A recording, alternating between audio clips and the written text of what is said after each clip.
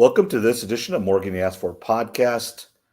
Trevor and I coming to you Wednesday night, about nine, a little later, about 9:40.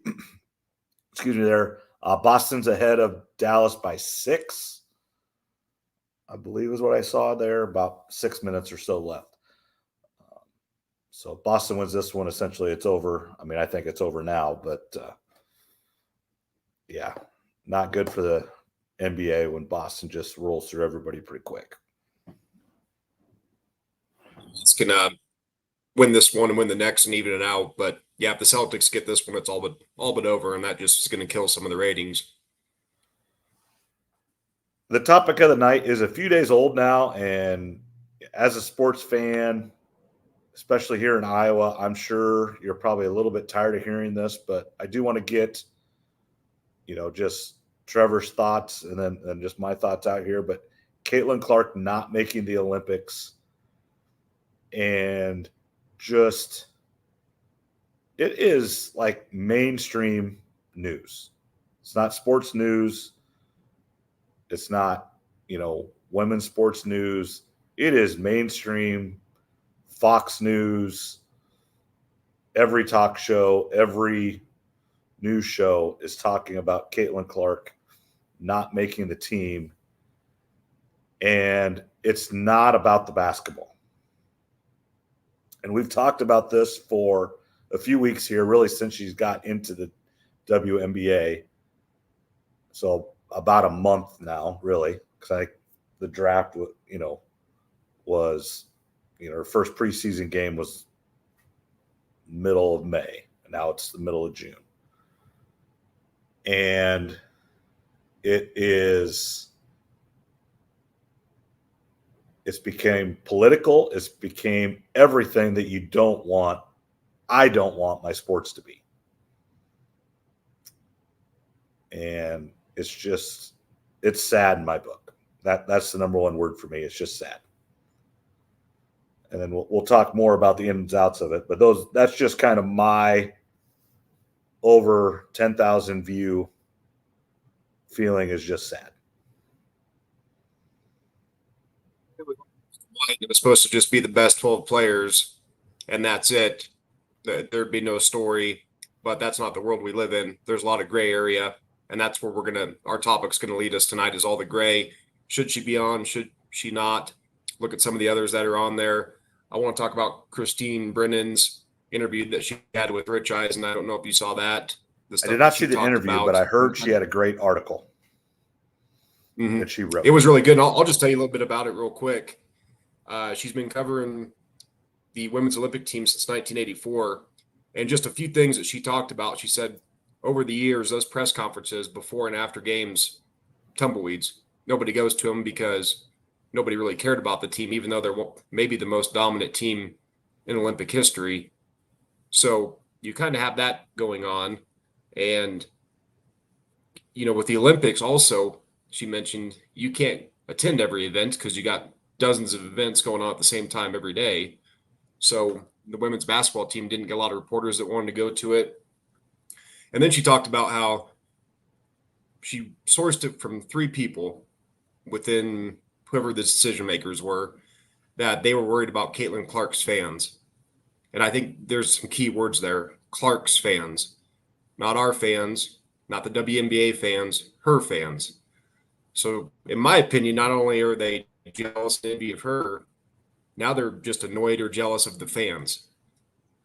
I mean, sorry, the whole state of Iowa just kind of transferred over. That's, you should have seen this coming. So she said on Rich Eisen's social, she's like, what is this, 7th grade? It kind of seems like it. So when those reports start coming out and then they come out a couple days later and say, no, it wasn't about that. It was just purely about winning. They're talking out both sides of their mouth. She's been around it since 84.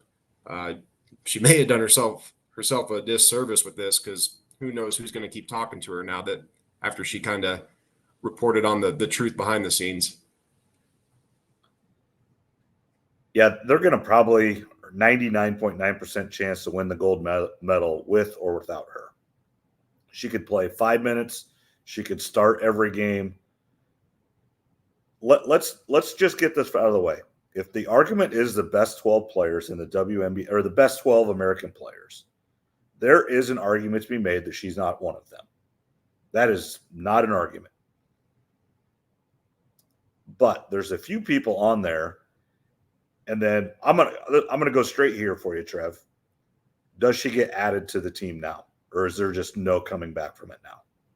Because there's a couple girls that are hurt coming back, or just may not be able to play. So I think there's at least one spot, pretty sure, that's going to be open.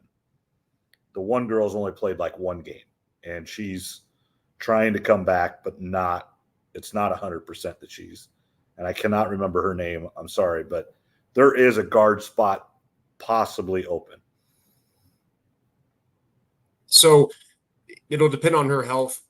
I think if she's healthy, they're going to stick with their decision. We'll get into that. And then, of course, the whole Diana Taurasi thing. I was talking to someone, and they kind of were the feeling it should be the best 12. So I just made the remark, okay, so it's pretty black and white. And he said, yes. I said, well, what about Diana then? And he goes, well, she's been there a lot of leadership. So I responded, so a lot of gray area then, right? I mean, that's where we're at with this thing. And we both just started laughing. And there's nothing wrong with that. That is fine. But yeah, like you said, the same gray area is Caitlin Clark is a better basketball player right now. She's better than Diana Taurasi right now. Now, is she a better leader? Does she have the experience? Absolutely not. I don't think so. But yeah, gray area on which side do you want it to fit your narrative? Yeah, it's just a mess. And then one more thing with Christine Brennan's interview that she had, she was talking to someone from Great Britain at the Masters that said he couldn't wait to cover Caitlin Clark at the Olympics. That's not going to happen now. And I think after Rich Eisen's show, she was going to go on maybe it was Australia or somewhere, on another talk show, and they were disappointed with the decision too. So that tells you something when other countries are not happy with the decision that was made. I mean, this is me. I am a little bit surprised that NBC didn't step in, because the Olympics is a TV show. It is a TV show. Yes, there's competition. Yes, there's everything. But NBC gives the Olympics billions of dollars to broadcast that. And we've talked about it in NCAA football.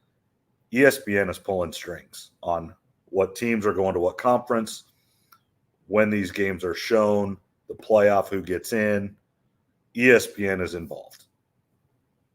I just don't understand how NBC didn't have a seat at that table and say she's on the team.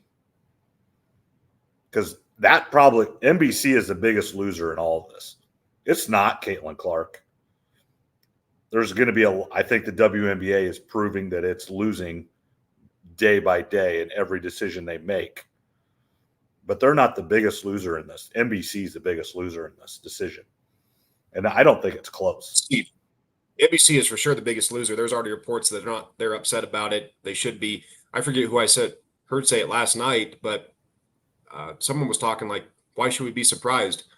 And the WNBA and this Olympic team, there's a lot of overlap. I hear people saying it's all separate. No, it's not. All the players are WNBA players. The coach is a WNBA coach. She tweeted about Caitlin Clark before that first preseason game. It's more than one player. So it's all the same people for the most part.